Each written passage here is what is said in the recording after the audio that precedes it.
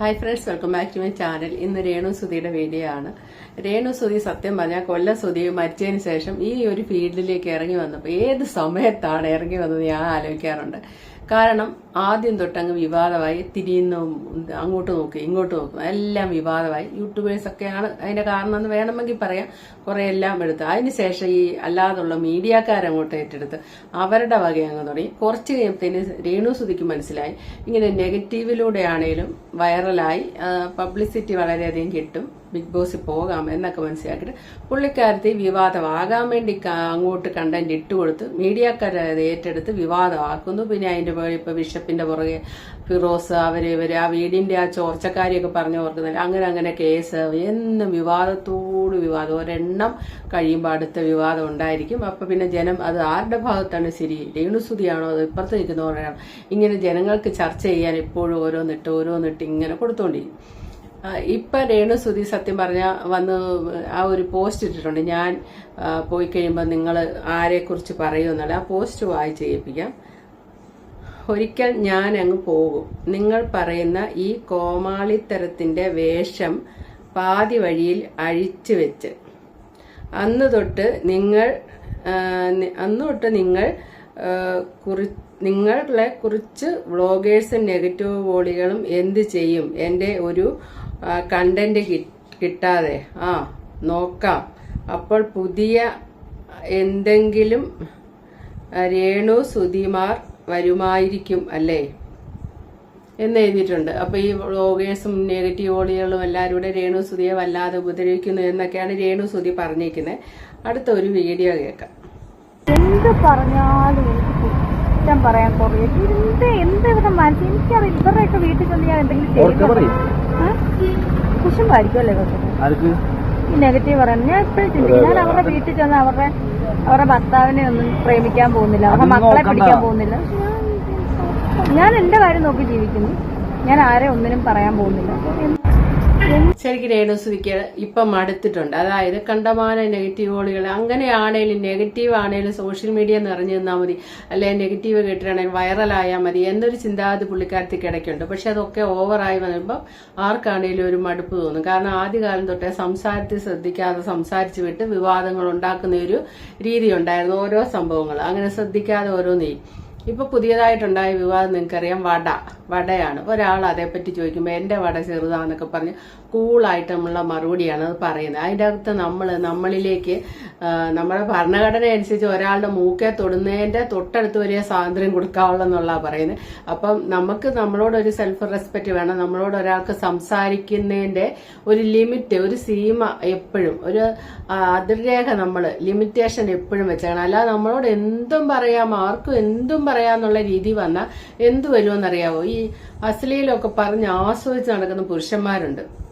അവര് നമ്മളോട് എപ്പോഴേലുമൊക്കെ സംസാരമത്തി നമ്മൾ അവരോടൊക്കെ അവരുടെ ക്യാരക്ടർ എന്താണെന്ന് അറിയാതെ നമ്മൾ അവരോട് സംസാരിക്കുമ്പോൾ അവരിടയ്ക്ക് മുട്ടിന് ഇങ്ങനെ ഇടയ്ക്ക് ദ്വയാർത്ഥ പ്രയോഗങ്ങളൊക്കെ നടത്തും. അപ്പൊ നമ്മൾ അത് കേട്ടാ ഹാ എന്ന് ചിരിച്ചോണ്ടിരിക്കുകയാണ്. അവർ കുറച്ചുകൂടെ ഡോസ് കൂട്ടും, പിന്നെ കൂട്ടി അത് വേറെ വഴിക്ക് പോകും. സത്യത അതിന്റെ ആ സ്റ്റാർട്ടിങ് പോയിന്റിൽ ഇത്തരം സംസാരമൊന്നും ഞാൻ ആസ്വദിക്കുന്ന കൂട്ടത്തിലല്ല, എനിക്കിഷ്ടമല്ല, എന്റെ അടുത്ത് ഇറക്കിക്കൊണ്ട് വരരുത് എന്ന് പറഞ്ഞ് പറയുമ്പോൾ ഉള്ള ഒരു ഇതേ ഉള്ളൂ. പിന്നെ അവര് ഡീസന്റ് ആയിട്ട് നിന്നോളും. അതേസമയത്ത് അവര് നമ്മളെ അളക്കുവാണ് ചെയ്യുന്നത്. എങ്ങനെയാണ് ഇവള് ഇതൊക്കെ കേട്ട് ആസ്വദിച്ച് നിൽക്കുന്ന കൂട്ടത്തിലാണോ, ഇവർക്ക് ഇങ്ങനത്തെ കേൾക്കുന്ന ഇഷ്ടമാണോ എന്നൊക്കെ പറയുന്ന കേൾക്കാം. ചില പുരുഷന്റെ നമുക്കൊരു വിലയിടണം. ആ വിലയും അതനുസരിച്ച് നമ്മുടെ മുന്നിൽ വന്ന് നിൽക്കുന്നവർ കാണണം എന്നുള്ളത് നമുക്ക് നിർബന്ധിക്കാം. നമ്മളോട് അത്ര വൃത്തിയോടൊന്നും പറയണ്ടെന്ന് പറയാം. ഇവിടെ രേണുസുധിയോട് വടയെ പറ്റി ചോദിച്ചപ്പോൾ രേണുസുധിയുടെ ആ പ്രതികരണ രീതി വളരെ ലോ ലെവലായിപ്പോയി. അത് മഞ്ജു പത്രോസ് പറയുന്നുണ്ട്. വളരെ കാര്യമായിട്ടുള്ള സംസാരമാണ് മഞ്ജു പറഞ്ഞിരിക്കുന്നത്. നമുക്കത് കേൾക്കാം. എങ്ങനെയും ജീവിക്കാൻ പാടില്ല, ഡിഗ്നിറ്റി കളഞ്ഞുകൊണ്ട് നമുക്ക് ജീവിക്കണ്ട കേട്ടോ. വട കഴിച്ചിട്ടുണ്ടോ എന്ന് ചോദിക്കുമ്പോൾ അത് എൻജോയ് ചെയ്തിട്ട് മറുപടി പറയുന്നതൊക്കെ കാണുമ്പോൾ നിന്റെ വട അതിന് മാത്രം വലിയ വടയാണോ, ചെറുതാണ് എന്നുള്ള രീതിയിൽ ചെറുതാണ്, നല്ലതല്ല ചെറിയ. എന്ത് അവൻ സംസാരിക്കണമെന്ന് ഞാൻ തീരുമാനിക്കണം. അതിനപ്പുറത്തേക്കുള്ള ഒരു സ്വാതന്ത്ര്യവും ഒരുത്തനും കൊടുക്കരുത്. അതാണായാലും പെണ്ണായാലും. ഞാൻ ചെയ്യാൻ ആ ഒരു അവസരം നമ്മൾ ഒരുത്തനും ഉണ്ടാക്കി കൊടുക്കരുത്. എന്നോട് അത് പറയാൻ അവൻ പേടിക്കണം. അത് ഒരുത്തിനെ പോയി അടിച്ചിട്ടൊന്നുമല്ല പേടി ഉണ്ടാക്കേണ്ടത്. അത് നമ്മളുടെ പെരുമാറ്റം, നമ്മളുടെ സംസാരം ഒക്കെയാണ്. അതില് കുറച്ചിട്ടുള്ള സന്തോഷം മതി നമുക്കിന്ന് നമ്മൾ തീരുമാനിക്കണം. കാരണം നമുക്ക് പിറകെ നമ്മുടെ കുഞ്ഞുങ്ങൾ വരുന്നുണ്ട്, നമ്മുടെ അച്ഛനമ്മ, എല്ലാവർക്കും നമ്മളെക്കുറിച്ച് അഭിമാനിക്കണ്ടേ. ശ്രദ്ധിക്കണം. വഴി കൂടി പോണ ആരാണെങ്കിലും ഏതവനാണെങ്കിലും എന്നോട് സംസാരിക്കുമ്പോൾ അളന്ന് സംസാരിക്കാൻ അവൻ എന്തും പറയാനുള്ള സ്വാതന്ത്ര്യം ഉണ്ടാവരുത്. അവൻ പേടിക്കണം. അവളോടത് പറഞ്ഞാൽ ശരിയാവില്ല, അവളെങ്ങനെ പ്രതികരിക്കും എന്നറിയില്ല എന്നുള്ളൊരു തോന്നല് നമുക്ക് മുമ്പിലുള്ളവർക്ക് ഉണ്ടാവണം. അത് പ്രത്യേകിച്ച് സ്ത്രീകളോട്. മോശമായിട്ട് ഒരാൾ സംസാരിച്ചെന്ന് തോന്നിയാൽ പിന്നീട് അവനത് സംസാരിക്കാനുള്ള ഇട കൊടുക്കരുത് നിങ്ങൾ, കേട്ടോ. ഇത്ര എനിക്കൊന്ന് പറയണമെന്ന് തോന്നി. എനിക്ക് ഇപ്പം ഈ സോഷ്യൽ മീഡിയയുടെ ഭയങ്കരമായിട്ടുള്ള കടന്നുകയറ്റമല്ലേ. അപ്പോൾ വന്നിട്ട് ഒരു റെസ്പെക്റ്റ് ഇല്ലാതെ ഇങ്ങനെ വട കഴിച്ചിട്ടുണ്ടോ എന്ന് ചോദിക്കുമ്പോൾ അത് എൻജോയ് ചെയ്തിട്ട് മറുപടി പറയുന്നതൊക്കെ കാണുമ്പോൾ നമുക്ക് ഭയങ്കര ബുദ്ധിമുട്ട് തോന്നും. അതൊരിക്കലും അനുവദിച്ചു കൊടുക്കരുത്. എന്നോട് നീ അത് സംസാരിക്കണ്ട എന്ന് തന്നെ പറയണം.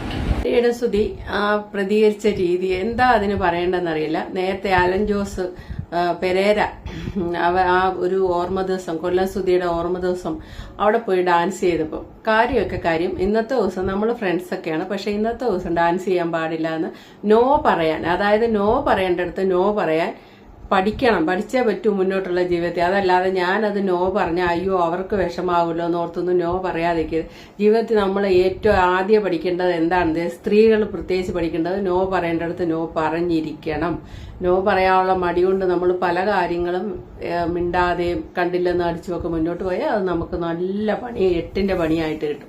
അപ്പൊ രേണുസുതി ഇങ്ങനെ വടയെ പറ്റിയൊക്കെ ചോദിച്ചപ്പോൾ അങ്ങനെ അല്ലായിരുന്നു പ്രതികരിക്കേണ്ട. കാരണം ഇനി കുട്ടികൾ വളർന്നു വരുന്നു.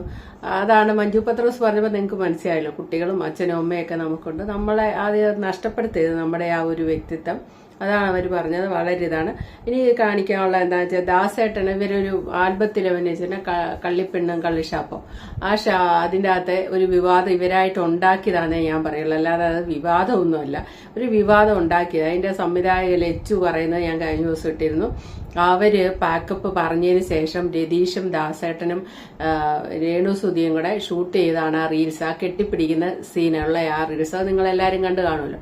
കെട്ടിപ്പിടിക്കുക അത് ലച്ചുവിന് ഒരു മനസ്സറിവില്ല എന്ന് പറയുന്നു. പക്ഷെ നമ്മൾ ആ സീൻ കേൾക്കുമ്പോൾ ദാസേട്ട ഇടുപ്പിന് ചേർത്ത് പിടിക്കൂ, നെറ്റിയിൽ ഉമ്മ കൊടുക്കൂ, ഇതൊക്കെ ഏതോ ഒരാൾ വിളിച്ചു പറയുന്നുണ്ട്. അത് ലച്ചു ആണോ നമുക്കറിയില്ല.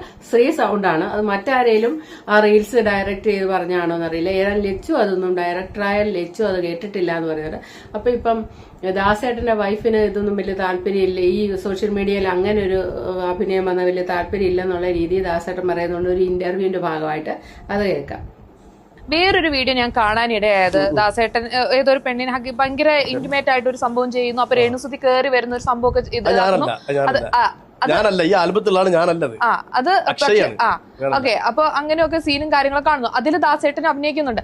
ഒന്നുമില്ലെങ്കിൽ ദാസേട്ടൻ ചിന്തിക്കേണ്ട ഒരു കാര്യം എന്താന്ന് വെച്ച് കഴിഞ്ഞാൽ ഇത്രയും വലിയൊരു പൊസിഷനില് ഇത്രയും സൊസൈറ്റിയിൽ നല്ലപോലെ ജീവിക്കുന്ന ഒരു വ്യക്തിയാണ്. ഒന്നും വേണ്ട, ദാസേട്ടന്റെ വൈഫ് എന്ന് പറയുന്ന വ്യക്തി ടീച്ചറാണ്. സോ അവരും സൊസൈറ്റി പോകുമ്പോൾ അവർ നേരിടേണ്ടി വരുന്ന പ്രോബ്ലംസ്, ദാസേട്ടൻ ഒരു മോളും കൂടിയുണ്ട്, അവർ ഫേസ് ചെയ്യേണ്ടി വരുന്ന പ്രോബ്ലംസ് എന്തുകൊണ്ടാണ് ദാസേട്ടൻ ഞാൻ പറയാ, ഞാൻ ആൽബത്തിൽ അഭിനയിച്ചു, കൃത്യമായിട്ട് അവിടെ അഭിനയിച്ചതാണ്. ഒരു ആക്ടറിനെ സംബന്ധിച്ച് എല്ലാ വശങ്ങളും നോക്കാൻ കഴിയില്ല. ഞാൻ എന്റെ പാർട്ട് രാവിലെ അഭിനയിച്ചു, ആ പാർട്ടാണ് ഓൺലൈൻ മീഡിയാസ് എടുത്ത് പുറത്തിട്ടത്. അത് കഴിഞ്ഞ് ഞാൻ എന്റെ പാട് നോക്കി എന്റെ റൂമിലേക്ക് പോയി റെസ്റ്റ് ചെയ്യാൻ വേണ്ടിയിട്ട്. പിന്നെ ആൽബത്തിന്റെ ക്ലൈമാക്സ് രംഗത്താണ് അവിടെ നടന്നത്. ആ അടങ്ങിയ ക്ലൈമാക്സ് രംഗത്തിൽ ഓൺലൈൻ മീഡിയാസ് വന്നിട്ട് എടുത്ത് പുറത്ത് വിട്ട സാധനങ്ങളാണ് നിങ്ങളിപ്പോ കണ്ടത്. ഞാൻ പറഞ്ഞല്ലോ, അവിടെ ദാസേട്ടൻ കോഴിക്കുന്ന വ്യക്തി നായകനായി കള്ള് ചെത്തുകാരനായി അവിടെ അഭിനയിച്ചതാണ്. അവിടെ ഞാൻ അഭിനയിക്കുകയാണ് ചെയ്തത്. എന്തിനാ നിങ്ങൾ അനാവശ്യമായിട്ട് ദാസേട്ടൻ കോഴിക്കുക അങ്ങനെ എന്ത് ചെയ്തു? ഞാൻ അവിടെ അത് വെളുക്കാൻ തേച്ചത് പാണ്ടായി. അറിയില്ലേ, പ്രൊമോഷന് വേണ്ടി ഓൺലൈൻ മീഡിയാസിനെ വിളിച്ചിട്ട് ഓൺലൈൻ മീഡിയാസ് വെറുതെ വന്നൊന്നല്ല കേട്ടോ, വിളിച്ചിട്ട് അവർ വന്നത്. രേണുസുധീന്റെ ഒരു ആൽബം ആണെങ്കിൽ സ്വാഭാവികമായ രീതിയിൽ അതിന് ബന്ധപ്പെട്ട ഡയറക്ടർ അവർ കോൺടാക്ടിങ് ഡയറക്ടറോട് വന്നോളാൻ പറഞ്ഞിട്ടുണ്ടായിരിക്കാം. അതുകൊണ്ടാണ് അവർ വന്നത്. അവര് നമ്മുടെ സമൂഹത്തിലെ എസൻഷ്യലായ ഘടകം തന്നെ ഓൺലൈൻ മീഡിയാസ് ഇല്ലാതല്ല. പക്ഷേ അത് ബന്ധപ്പെട്ട ആൾക്കാർ ശ്രദ്ധിക്കണമായിരുന്നു, ഞാനും ശ്രദ്ധിക്കണമായിരുന്നു. ഇല്ലാന്ന് പറയുന്നില്ല. അപ്പൊ ഇനി ഞാൻ എന്തെങ്കിലും ഒരു പരിപാടിക്ക് ആൽബത്തിനോ ഷോർട്ട് ഫിലിമിന് പോവുകയാണെങ്കിൽ 100% കാര്യങ്ങൾ ശ്രദ്ധിച്ചിട്ട് ചെയ്യും. അവിടെ തലേദിവസം ഞങ്ങൾ സംസാരിച്ച കാര്യങ്ങൾ നായകൻ അടുക്കുന്നു, അത് റൊമാൻറ്റിക് ആയിട്ട് ആ ഭാവം വരുന്നു, അവിടെ കഴുത്തിന് ഉമ്മ വെക്കുന്നു, ഹഗ് ചെയ്യുന്നു. ആ കാര്യങ്ങൾ ഈ പറഞ്ഞ ഡയറക്ടറാണ് പിറകുന്ന് വിവരിച്ചത്. ഇങ്ങനെ ചെയ്യും ദാസേട്ടൻ, എങ്ങനെ ചെയ്യും, അത് വൈറലാവേണ്ടതൊന്നും പറഞ്ഞിട്ടുണ്ട്. എഗെയിൻസ്റ്റ് നിൽക്കുന്ന ആരാ? ഓപ്പോസിറ്റ് നിൽക്കുന്ന ആരാ? രേണുസുധി. കേരളത്തിൽ ഇത്രയും കൂടുതൽ വൈറലായ ഇത്രയും കൂടുതൽ വൈറലായിക്കൊണ്ടിരിക്കുന്നത്, ഇത്രയും കൂടുതൽ ലോകമെമ്പാടുമുള്ള ആളുകൾ സോഷ്യൽ മീഡിയ എന്ന വാക്ക് ഉപയോഗിക്കുമ്പോൾ രേണുസുതിയാണ് ഏറ്റവും കൂടുതൽ വൈറലായ വ്യക്തി അല്ലേ? അവരായതുകൊണ്ട് സാധനം കത്തും, സാധനം കത്തിക്കപ്പെടും. അതാണ് അവിടെ സംഭവിച്ചത്. ഓക്കെ, ഇപ്പൊ ഈ ഒരു വീഡിയോ ഇറങ്ങി കഴിഞ്ഞതിന് ശേഷം ഫാമിലിയിൽ നിന്നുള്ള ഒരു പ്രതികരണം എന്തായിരുന്നു ദാസേട്ടൻ? എന്റെ വൈഫ് എന്നോട് ചോദിച്ചിരുന്നു. അപ്പൊ ഞാൻ പറഞ്ഞു ഇങ്ങനെ, അപ്പൊ ദാസേട്ടാ നിങ്ങൾ ചെയ്തൊക്കെ ഓക്കെ, പക്ഷെ ഇങ്ങനെയുള്ള ചെയ്യുന്ന സമയത്ത് ഓൺലൈൻ മീഡിയാസ് ഒക്കെ വരുന്ന സമയത്ത് ഇവരിങ്ങനെ പുറത്തേക്ക് വിടുമ്പോൾ നെഗറ്റിവിറ്റി ഉള്ള രീതിയിൽ എന്നെ കാണുമ്പോൾ ഞാൻ അതിന് തീർത്തും ദുഃഖിതനല്ല എന്ന് പറയുന്നത്, ദുഃഖിതനാണ്. പക്ഷെ ഞാൻ ചെയ്ത കാര്യങ്ങളാണ് കറക്റ്റ് കാര്യങ്ങളാണ് ചെയ്തത്. കള്ളിപ്പെണ്ണും കള്ളും കുപ്പി. ഏതായാലും ഈ നീതിമാന്റെ രക്തത്തിൽ എനിക്ക് പങ്കില്ലെന്നും പറയുന്ന ലച്ചുമൊക്കെ കൈ ഒഴിഞ്ഞിട്ടുണ്ട്. ഇവര് തന്നെ എടുത്തതായിട്ടൊക്കെയാണ് പറയുന്നത്. എന്തേലും ആയിക്കോട്ടെ, പക്ഷെ ഇപ്പോഴത്തെ ഒരു അവസ്ഥ രേണുസുതിയുടെ ഈ പോസ്റ്റ് സ്റ്റോറിയും അതുപോലെ ഇപ്പൊ ഈ ലാസ്റ്റ് നമ്മൾ ആദ്യം കേട്ട ആ ഡയലോഗ് എന്നെ മാത്രം ഇങ്ങനെ കുറ്റം പറയുന്നതൊക്കെ പറയുന്ന ഒരു മാനസികാവസ്ഥ ഒരു ഡൗൺ ആയ പോലെയാണ് പറഞ്ഞിരിക്കുന്നത്. പക്ഷേ എങ്കിൽ ഇതെല്ലാം ഇവരുണ്ടാക്കിയതാ. ഈ ആൽബം ഒക്കെ വിജയിക്കണമെങ്കിൽ അതിന്റെ പുറത്ത് ഒരു വിവാദം ഉണ്ടാകണം. വിവാദം ഉണ്ടെങ്കിലേ ജനങ്ങൾ അത് കാണുള്ളൂ.